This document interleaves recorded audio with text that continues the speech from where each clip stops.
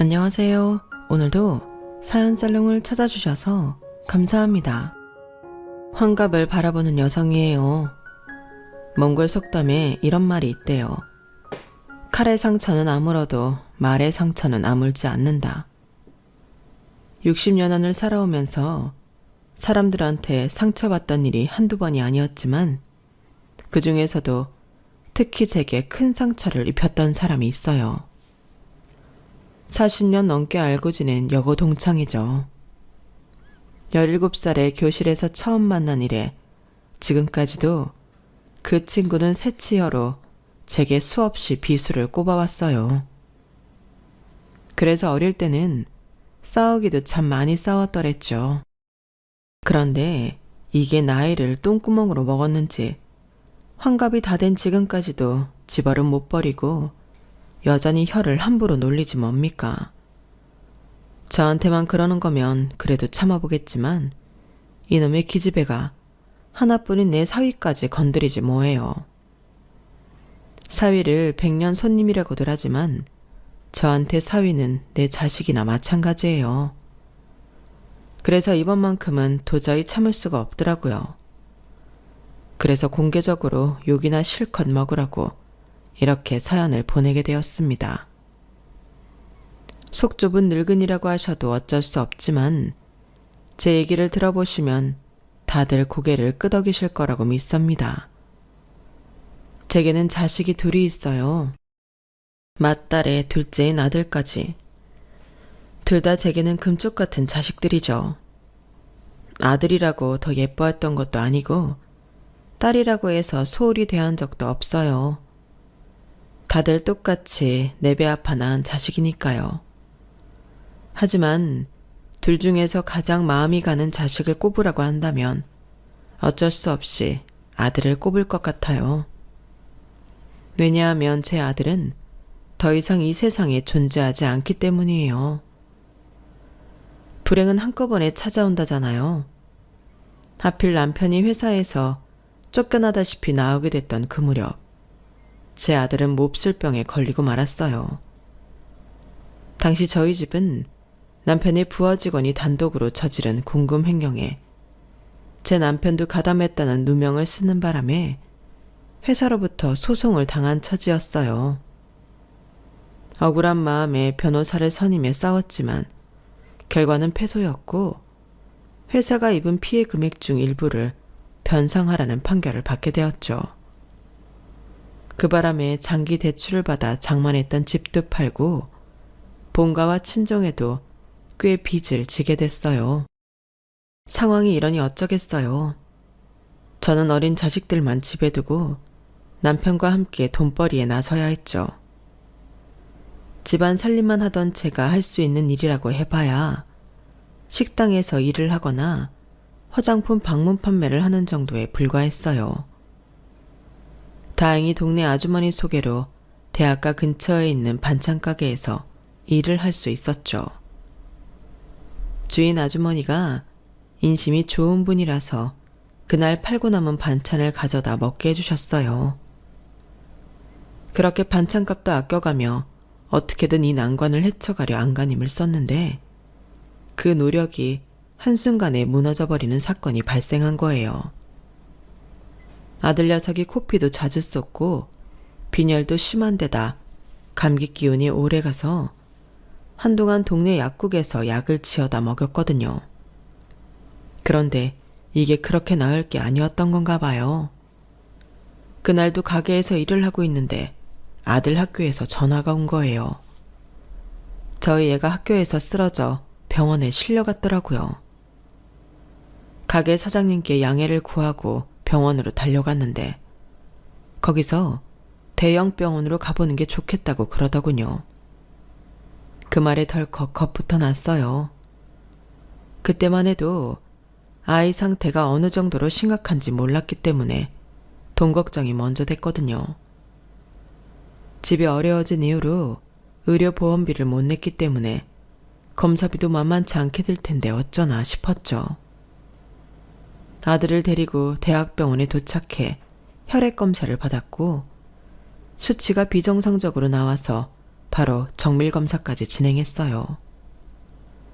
아이가 검사를 받는 동안에도 저는 당장 어디서 돈을 구해야 하나 그 걱정을 했어요. 그런데 거기서 청천벽력 같은 소리를 듣게 된 거예요. 우리 애가 급성 백혈병이라더군요. 상태가 많이 안 좋다며 빨리 입원해서 치료를 해야 한다고 했어요. 도저히 믿을 수가 없었어요. 증상이라고 해봐야 빈혈이랑 감기 기운 정도였으니까요. 검사가 잘못된 게 아닐까? 분명 뭔가 잘못됐다. 이 생각뿐이었어요. 뒤늦게 연락을 받고 달려온 남편도 저처럼 믿기지 않는 표정이었어요. 하지만 아이를 입원시키고 며칠 사이 내 아들의 상태는 급격히 나빠졌고 오진이 아니라는 걸 알게 되었죠. 무균실에 들어가 있는 아들은 하루가 다르게 여유어 갔어요. 이제 고작 9살밖에 안 된 아이가 감당하기에는 항암 치료는 너무도 가혹했어요. 하지만 그보다 더 가혹한 건 현실이었죠. 저희 부부에겐 엄청난 병원비를 감당할 여력이 없었거든요. 이미 남편 회사 일로 돈을 빌릴 수 있는 곳에서는 다 빌려 쓴 탓에 정작 내 자식의 목숨을 구하기 위한 돈을 빌릴 곳이 더는 없었어요. 사람이 왜 도둑질을 하는지 그때 조금은 알겠더라고요. 할 수만 있다면 도둑질을 해서라도 내 자식을 살리고 싶다는 생각뿐이었으니까요. 그건 남편도 마찬가지였을 거예요. 부모가 능력이 없어서 죽어가는 자식을 눈앞에 두고 바라볼 수밖에 없는 심정은 정말 이제 안 겪어본 사람은 모를 거예요. 상황이 이렇다 보니 사람이 염치도 없어지더라고요. 친인척들은 물론 평소 연락도 잘 않던 동창들한테까지 연락해 돈 좀 빌려달라고 사정을 했어요. 그러다 여고 시절부터 저와는 사이가 안 좋았던 친구한테까지 전화를 하게 되었어요. 역시나 그 친구는 첫마디부터 제 가슴을 후벼 파더군요. 명희 너는 여전하구나. 몇 년 동안 동창회도 잘 안 나오더니 돈 필요하니까 전화하니? 경자야, 미안해. 내가 사정이 너무 급해서 염치 불구하고 연락했어. 동창들한테 니네 집 사정은 다 들었으니까 죽는 소리 할 거 없어. 넌 부모가 돼서는 어떻게 네 자식 상태가 그 모양이 된 것도 몰랐니? 그리고도 네가 엄마니? 난 우리 딸 표정만 평소랑 달라도 아픈 데는 없는지, 혹시 친구랑 싸웠는지 하나부터 10까지 다 챙겨본다고. 그래야 엄마라고 할 수 있는 거 아니니? 그래, 네 말이 맞아. 내가 엄마 역할을 제대로 못해서 이렇게 된 것 같아. 아니, 다행이다. 말이 낯으니 말이지만 우리 딸은 얼마나 나를 의지하는지 모른다. 이유가 뭐겠니? 애 눈에도 내가 믿고 의지할 수 있을 만큼 믿음이 가니까 그런 거지. 자식을 낳았다고 해서 다 엄마가 아니야. 엄마로서 자기한테 제대로 역할을 해줄 때 엄마라고 불릴 자격이 있는 거라고. 지난번에 우리 딸이 피아노 대회에 나갔을 때 말인데 그때도 내가 얼마나 저기 경자야, 미안한데 내가 사정이 좀 급해서 말이야. 우리 그 얘긴 나중에 하고 일단 내 얘기 좀 들어줄래? 저는 한시가 급해서 입이 바짝바짝 마르는데도 경자는 자기 딸 자랑부터 그런 딸을 키워낸 자신의 노력까지 끝없이 얘기를 이어갔어요. 결국 참다 못해 말을 끊었더니 버럭 화를 내며 이러더군요. 넌 이래서 문제야. 네가 지금 나한테 이럴 처지니? 능력이 안 돼서 돈 빌리려고 전화를 했으면 내 비위 맞출 생각부터 했어야지. 어디서 말을 끊니? 나 기분 상해서 돈 안 빌려줄래. 자식 문제라고 해서 선심 좀 써줄까 했더니 기분 확 상했어. 나 마사지 가야 하니까 귀찮게 연락하지 마. 끊는다. 경자야, 내가 잘못했어. 경자야. 결국 경자는 30분 넘게 자기 자랑만 하다가 전화를 끊어버렸어요. 그리고는 이후로도 제 전화는 받지 않더군요. 다행히 다른 동창들 도움을 받아 급한 불을 끌 수 있었지만 제 아들의 목숨은 살릴 수 없었어요. 한동안 상태가 호전되더니 어느 날 밤 갑자기 상태가 악화돼서 어떻게 손써볼 겨를도 없이 세상을 떠나버렸거든요. 딸에 이어 막내로 아들을 낳았을 때 박씨 집안에 들어와 그래도 되는 이였으니 내 할 도리는 다 했다고 생각한 적도 있었어요. 그런데 이렇게 아들을 떠나보내고 나니까 너무 허망하고 가슴에 커다란 돌덩이가 들어찬 것처럼 숨을 쉬기가 힘들었어요. 그래도 낮에는 아들 병원비로 빌려 쓴 돈을 갚느라 정신없이 일하다 보면 참을만 했는데 밤이 되면 정말 미치겠는 거예요. 집안 어디선가 아들 녀석이 달려나올 것 같고 엄마를 부르는 아들 목소리가 들리는 것 같았거든요. 이렇게 빨리 갈 줄 알았다면 아들 녀석이 좋아하는 햄버거도 자주 사주고 갖고 싶다던 게임기도 자주 사주는 건데 늘 다음에라는 말로 미루기만 했던 게 너무 미안해서 가슴이 미어질 것 같았어요. 그래서 언제부턴가 멀쩡한 정신으론 도저히 잠을 이룰 수가 없어서 남편과 딸아이 몰래 부엌에 쭈그려 앉아 깡소주를 마시기도 했어요. 처음엔 한 병도 채 마시기 전에 정신이 몽롱해졌는데 그것도 시간이 지나니 술이 늘어서 2병을 마셔도 정신이 말짱하더라고요. 차라리 취해서 아무 생각 없이 잠들고 싶은데 말이죠. 가족들 몰래 밤마다 술에 취해 잠들던 저는 알코올 중독 직전까지 가게 됐어요. 당신 미쳤어? 도대체 언제까지 이럴 거야? 당신 완전 알코올 중독이야. 딸 자식 보기 창피하지도 않냐고. 제발 정신 좀 차려. 내가 뭘 어쨌다고 그래. 그깟 술 좀 마시는 게 뭐 어때서? 내가 돈을 안 벌었어. 애들 건사를 못했어. 아님 집안 살림을 안 했어. 다 하고 술 좀 마시겠다는데 왜 난리냐고. 술이라도 안 마시면 도저히 못 살겠는데 그럼 나보고 어쩌라는 거야. 왜 날 못 살게 구냐고. 이게 다 당신 때문이야. 당신이 멍청하게 누명만 쓰지 않았으면 우리 민수 그렇게 안 죽었어. 내 새끼 그렇게 죽지 않았을 거라고. 살려내. 우리 민수 살려내. 남편 잘못이 아니라는 걸 알면서도 그때는 남편 탓이라도 해야 버틸 수 있을 것 같았어요. 지금 생각해보면 그때 저는 거의 반은 미쳐서 살았던 것 같아요. 왜 아니겠어요. 자식을 잃은 여자가 정신이 온전하면 그게 더 이상한 거죠. 매일 밤 술에 의존해 잠을 이루던 제가 한순간에 술을 끊고 정신을 차리게 된 건 딸아이 때문이었어요. 하루는 제가 일하는 반찬가게로 딸아이 담임선생님이 전화를 했더라고요. 뜬금없이 학부모 면담을 하자는 거였어요. 제 딸은 속도 깊고 차분한 애로 나이는 12살밖에 안 됐지만 어른처럼 손갈 데 없는 아이라서 그때까지 한 번도 문제를 일으킨 적이 없는 애였어요. 그래서 면담을 요청하는 담임선생님의 전화에 놀랄 수밖에 없었어요. 그렇게 시간을 내서 딸아이 학교에 찾아간 저는 담임선생님이 내민 딸의 국어 공책을 보고 그 자리에서 오열하고 말았어요. 그 공책에는 수업 시간에 지은 딸아이의 시가 적혀 있었어요. 자신이 술이 되어 엄마의 슬픔을 다 잊게 해주고 싶다는 내용의 시였죠. 그 시를 보는 순간 둔기로 뒤통수를 3개 맞은 기분이 들었어요.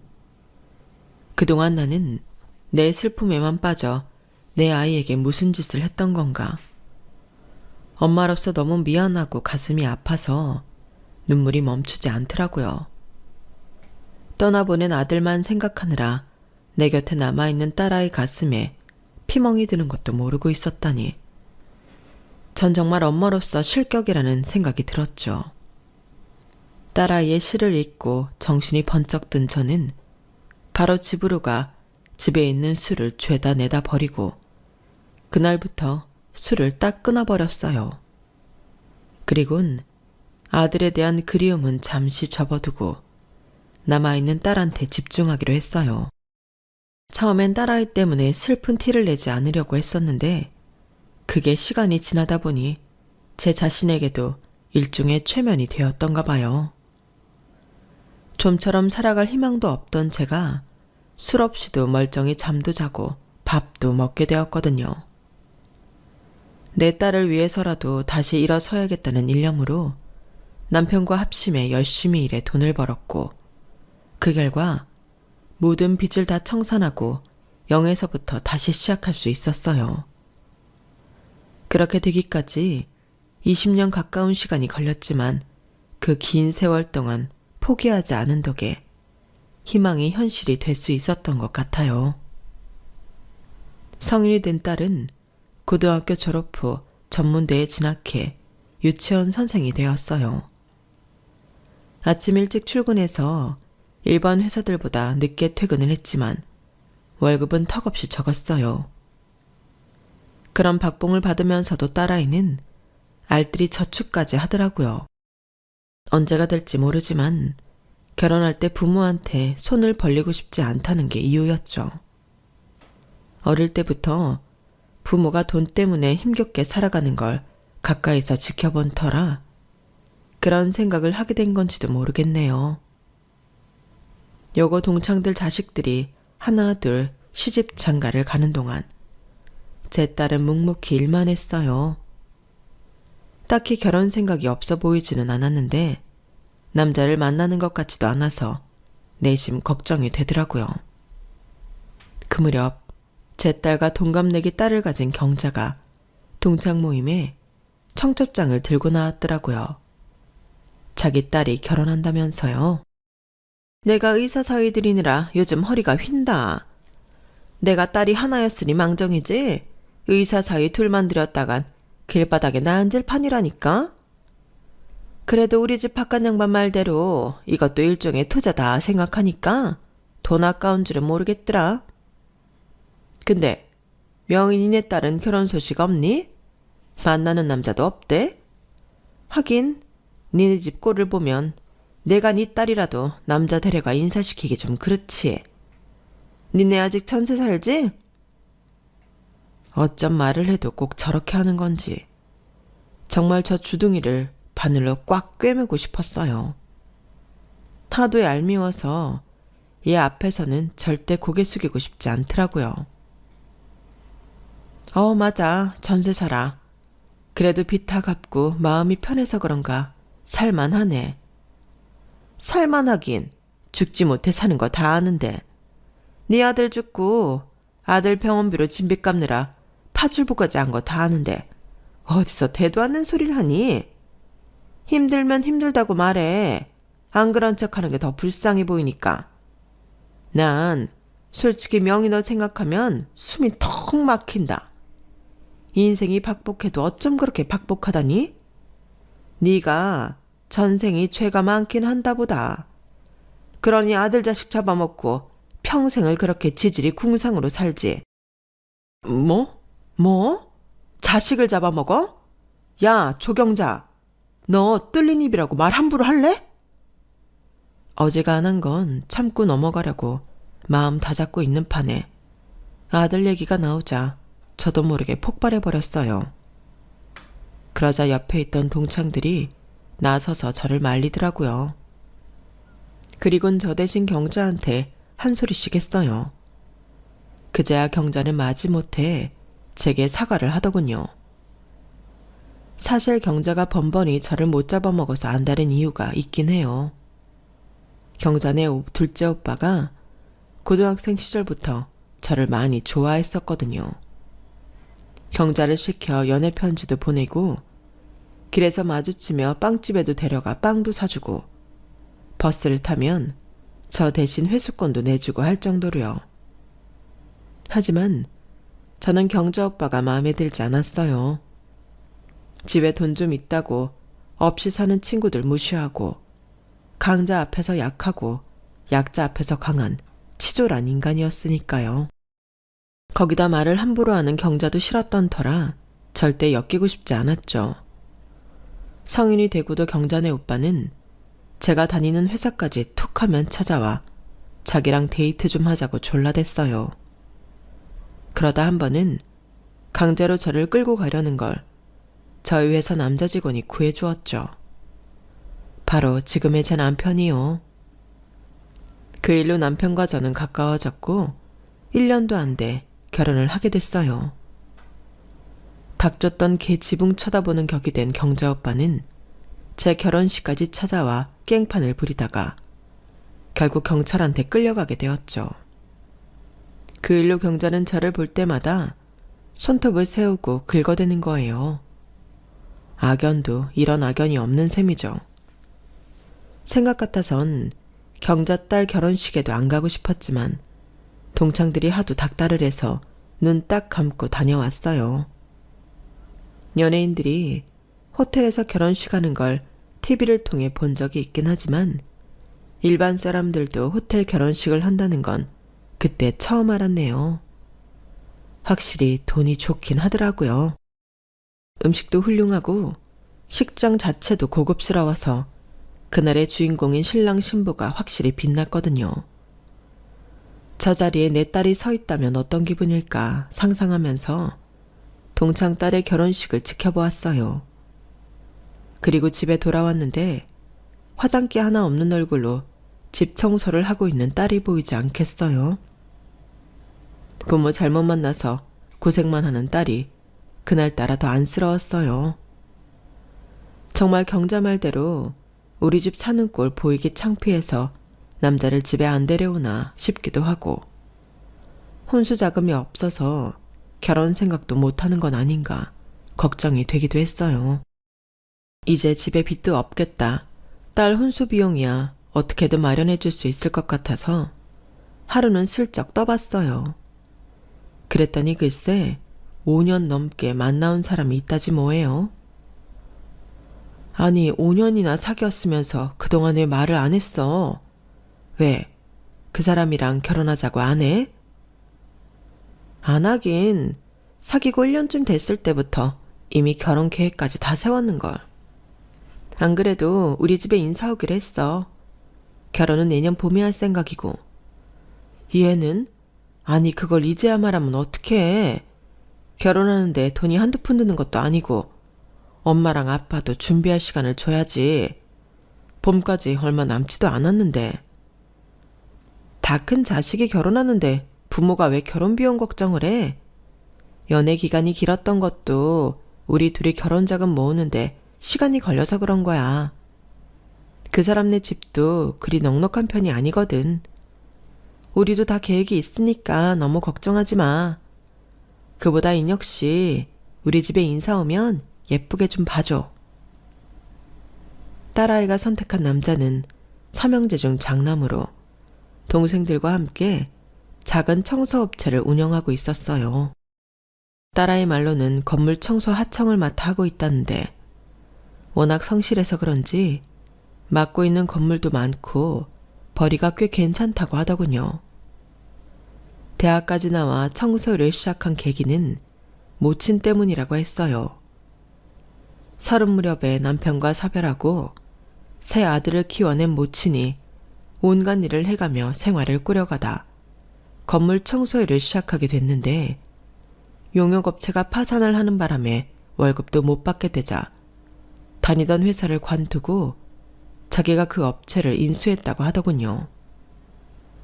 회사를 인수하고 한동안은 적자에 시달리느라 결혼은 꿈도 못 꾸고 있었다네요. 그러다 군에서 제대한 막내 동생까지 합세해 삼형제가 본격적으로 일에 뛰어들고부터는 일이 잘 풀려서 지금은 꽤 잘 운영되고 있는 모양이었어요. 사람이 건실해 보이고 믿음직스러워서 조건과 상관없이 마음에 들더군요. 하지만 남편은 썩 마음에 들어하지 않는 눈치였어요. 아무래도 청소 일을 하는 게 마음에 걸려 그런가 싶어 예비 사이가 돌아가고 남편한테 물었더니 글쎄 이러지 뭐예요. 자남이나 막내면 좋잖아. 왜 하필 장남이야? 거기다 홀어머니까지 있는 집에. 당신도 참 그게 그렇게 마음에 안 들어서 내내 인상 쓰고 있던 거예요? 난 또 회사원이 아니라 청소일 하는 게 걸려서 그러는 줄 알았네. 직업이 무슨 상관이야. 나도 직장 생활하다가 지금은 도배일 하고 있는데 직업에 귀천이 있는 것도 아니고. 그건 당신 말이 맞아요. 근데 여보, 장남이면 어떻고 막내면 어떻겠어요. 사람만 제대로면 그만이지. 그리고 무엇보다 우리 딸이 좋다잖아요. 내가 봐도 사람이 믿음직스럽고 강단도 있는 것 같아서 좋던걸요. 특히 우리 민정이 바라보는 눈빛이 나는 마음에 들었어요. 이런 사람이라면 아무리 힘든 시련이 닥쳐도 내 딸을 지켜낼 수 있겠다 싶더라고요. 당신처럼. 제 말에 남편은 멋쩍은지 슬쩍 저를 곁눈질하더니 더는 예비 사위에 대한 타박을 하지 않았어요. 그렇게 인사를 하고 돌아간 예비 사위는 이후로 틈틈이 저희 집에 찾아와 남편과 바둑도 두고 김장을 앞두고는 배추 나르는 일부터 배추 절이는 일까지 죄다 도와주고 갔어요. 집에서도 늘 하는 일이라고 맡겨만 달라더니 정말 능숙하게 일을 잘하더라고요. 홀어머니 밑에서 자라 그런가 힘이 필요한 집안일을 자주 해왔는지 따로 시키지 않아도 찾아서 곧잘 하는 것 같았어요. 그 점도 마음에 들더군요. 지들이 알아서 신혼집도 구하고 신혼 살림까지 다 준비한 탓에 저는 정말 힘 하나 안 들이고 딸을 시집 보내게 되었어요. 이듬해 본 딸아이는 결혼식을 했고 여고 동창들이 제 딸 결혼식에 찾아와 주었죠. 이번에도 어김없이 경자는 온갖 트집을 잡아가며 제 딸 결혼을 헐뜯느라 여념이 없었어요. 그 바람에 속에서 천불이 났지만 좋은 날 얼굴 붉히기 싫어서 꾹 참고 넘겼네요. 결혼하고 이듬해 딸아이는 임신을 했고 7개월 때까지 유치원 일을 하다가 일을 그만두게 되었어요. 출산을 하게 되면 학기 중에 선생이 바뀌게 될 테니 그건 아이들한테 안 좋을 것 같다고 겨울 방학에 맞춰 바로 사표를 낸 거였죠. 몇 달 뒤 출산을 한 후에는 아이가 어느 정도 자랄 때까지 육아와 살림만 하기로 했고요. 그랬더니 경자 고년이 또 시비를 걸지 뭐예요. 야, 이래서 가난을 못 벗어나는 거야. 네 딸도 참 생각 없다. 남편이 청소일 하는데 같이 거들어서 돈 벌 생각은 않고 이때다 하고 집에 들어앉을 생각부터 한다니? 그래서야 언제 돈 벌어서 자식 제대로 키우겠냐고. 예전이야 개천에서 욕나고 했지만 요즘은 세상이 다르잖니? 돈 있는 집 애들이 서울대고 연고대 가지.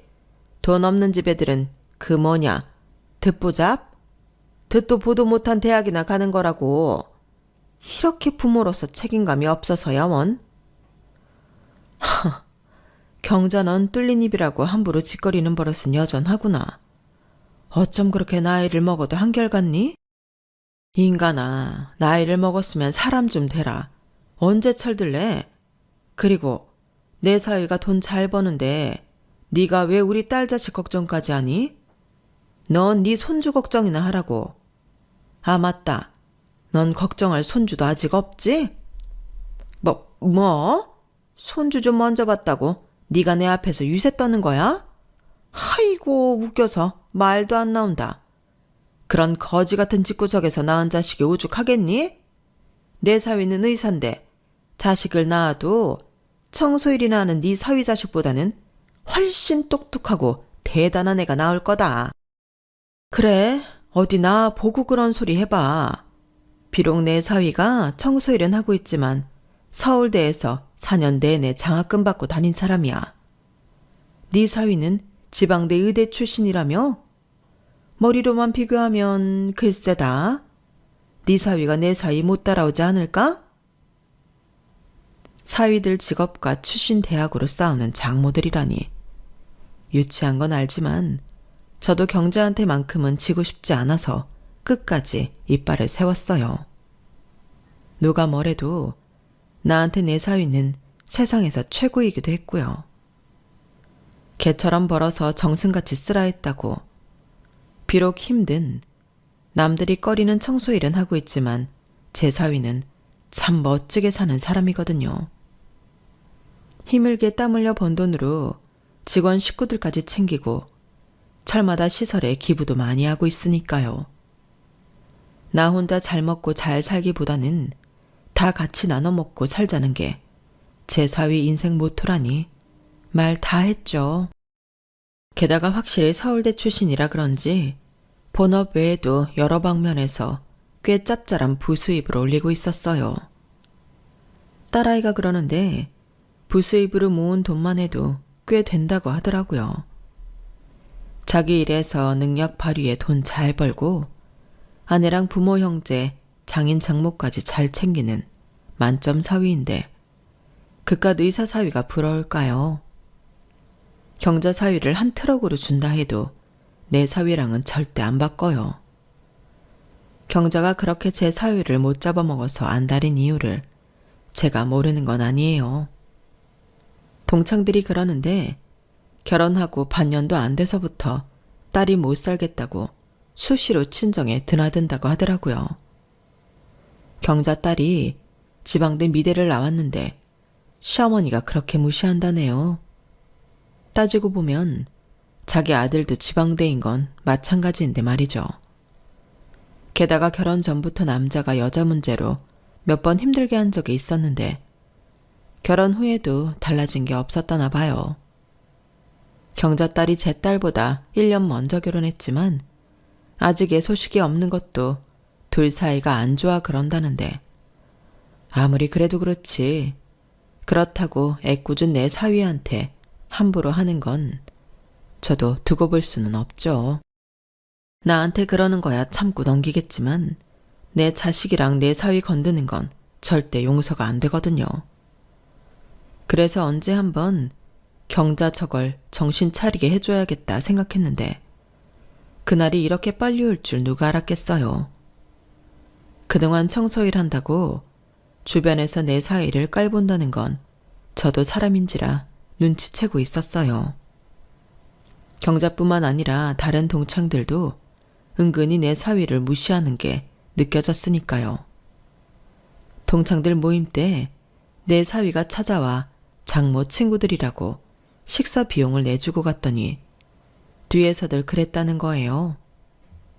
자격지심에 없는 돈에 무리해서 식사 비용까지 냈다고요. 청소일에서 몇 푼이나 번다고 그런 허세를 떠냐고 말이죠.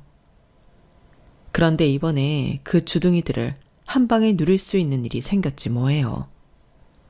제 사위가 글쎄 건물을 산 거예요. 동네 조그마한 건물도 아니고 도로변에 있는 6층짜리 건물을요.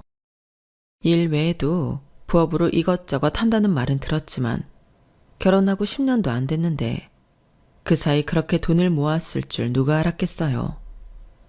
사위가 늘 제게 돈 잘 버는 사위 있으니 걱정 마시라고 입버릇처럼 말했지만 사실 그 말들을 고지 듣지는 않았거든요.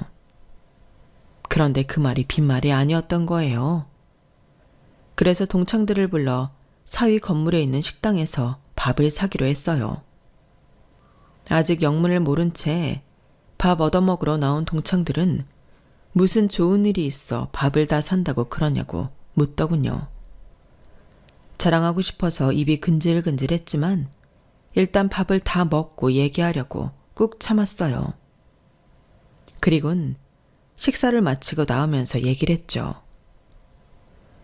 실은 말이야, 우리 사위가 건물주가 됐거든.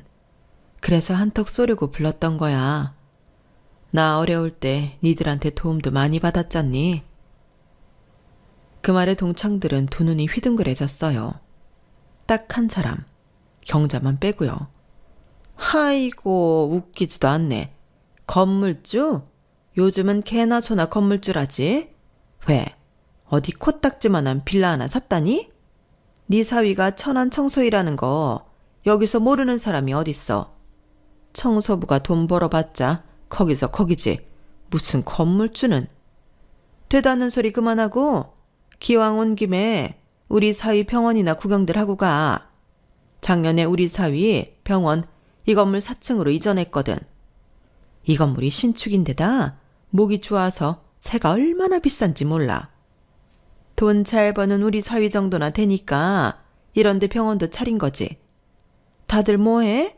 엘리베이터 안 타고? 경자는 제 말을 싹둑 자르곤 동창들을 데리고 자기 사위 병원으로 갔어요. 얼떨결에 말할 타이밍을 놓친 저는 뒤만 졸졸 따라갔죠. 그런데 그렇게 따라간 병원에서 수납 부스에 서 있던 제 사위와 마주쳤지 뭐예요. 일하다 왔는지 작업복 차림에 땀을 꽤 흘려서 안쓰러워 보이더라고요. 장모님, 병원엔 웬일이세요? 어디 아프세요? 아니, 그게 아니라 동창들 만났다가 오게 됐어. 여기가 내 동창 사위가 하는 병원이거든. 아, 그러세요? 사위는 싹싹하게 웃으며 제 동창들한테 인사를 했어요. 그러자 경사가 인상을 팍 쓰곤 그러는 거예요. 아, 땀 냄새. 아니, 누구 영업방해할 일이 있어? 지저분하게 그 차림으로 병원에 오면 어떡해? 이봐 정간호사, 일 제대로 안 해? 환자 좀 가려받아야 할 거 아니야. 병원 격떨어지게 이게 뭐야? 당장 걸레 가져다가 저 사람 서 있던 바닥부터 닦고 방향제 좀 뿌려. 그러자 간호사가 얼굴이 사색이 돼선 안절부절 못하는 거예요. 그리곤 이내 원장실에서 달려나온 경자 사위가 자기 장모를 다그치더군요. 장모님, 지금 뭐 하시는 거예요? 이분한테 그러시면 안 돼요. 아니, 내가 못할 말했어? 명색의 의사 장모인데 내가 내 사위 병원에서 이 정도 말도 못해? 아, 장모님도 참, 이분 이 건물 주인이에요. 그 말에 경자를 비롯해 동창들 입이 떡 벌어졌어요. 그래서 이때다 싶어 제가 한마디 했어요. 내가 그랬잖아. 내 사위가 건물주가 됐다고. 니들한테 내 사위 건물 구경 좀 시켜주려고 오늘 여기로 부른 건데 경자 니가 나대면 어떡하니? 세입자 장모가 뭐 그리 대단한 거라고. 세상에, 건물주를 자기 건물에서 내쫓는 세입자는 살다 처음이다 얘. 우리 사위 어디 아픈 건 아니지? 아프긴요. 발목을 살짝 접질린 것 같아서 진료받으러 왔죠. 기왕이면 제 건물 세입자 병원에서 진료받으면 도움도 될까 해서 온 건데 이런 인연이 있을 줄은 몰랐네요. 그래? 그럼 이 병원 말고 다른 데로 가. 내가 잘하는 데 있어. 이렇게 팔이 날리는 병원이라면 의사 실력이 형편없다는 증거거든. 경자야, 미안해서 어쩌니? 팔이 날리는 네 사위병원 내가 도와줘야 하는 게 맞겠지만 내 사위가 너무 귀한 사람이라서 아무 데서나 진료받게 할 수는 없거든. 그럼 난 내 사위 데리고 딴 병원 가볼 테니까 경자 넌 여기 더 있든가 해. 제가 사위를 데리고 병원 문을 나서자 동창들도 따라 나왔어요. 그리고 잠시 뒤 병원 안에서 경자의 악에 바친 비명소리가 들리더군요. 그날 이후 경자는 동창회에 나오지 않고 있어요. 들리는 소문엔 사위 병원이 망하고 딸과도 이혼을 해서 마음고생이 이만저만이 아니라고 하더라고요. 특히 그렇게나 무시하던 제 앞에서 그런 수모를 당한 게 참을 수 없었나 봐요. 환갑을 바라보는 나이에 벌어진 장모들의 싸움이 볼썽 사나우시겠지만 전요, 이번 일로 수십 년 묵은 채증이 확 내려간 기분이었어요. 장모 대신 제대로 복수를 해준 내 사위가 세계 최고인 것 같습니다. 아들을 가슴에 품었지만 사위가 아들이다 생각하고 잘 살아가 보려고 합니다. 지금까지 제 사연을 들어주셔서 감사합니다. 여러분들 소중한 가족들과 항상 행복하세요. 여러분, 사연 댓글에 응원과 현명한 조언 부탁드려요. 좋아요와 구독은 저에게 큰 힘이 됩니다. 오늘도 좋은 일 가득하세요.